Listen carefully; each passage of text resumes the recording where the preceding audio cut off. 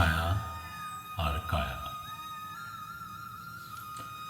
নিকষ কালো রাতে আধভালি চাঁদ উকি দিয়েছিল আম্রপল্লব ফাঁকে।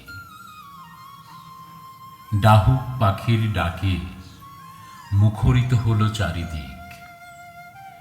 গর্জনে বর্ষণে বৃষ্টির কণা পড়িছে সবুজ ঘাসে।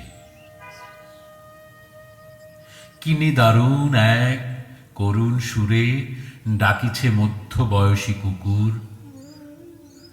বুঝে নিও পৃথিবী, সে নিঃসঙ্গ এ অন্ধ মায়াবী রাতে।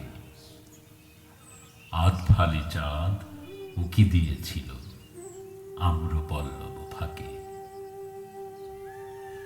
অজানা পাখিটা ডালে বসে একা, সঙ্গী তাহার ফেরেনি এখনো।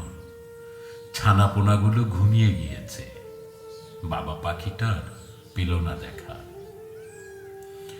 এক ঝাঁক বাদুর ঝুলিছে শিরীষের ডালে, নিজের ডানাকে চাদর করে জড়িয়ে নিয়েছে গায়ে। ওদিকে লক্ষ্মী প্যাঁচাটা ধ্যানমগ্ন আপন গানে। এ সকলের ভিড়ে আধভালি চাঁদ উকি দিয়েছিল আম্রপল্লব ফাঁকে। তুমি পাশে নাই, তাই হাতে হাত নাই। কাঁধে নিঃশ্বাস মাখে না কেহ, সুগন্ধি চায়ে ডাকে না কেহ।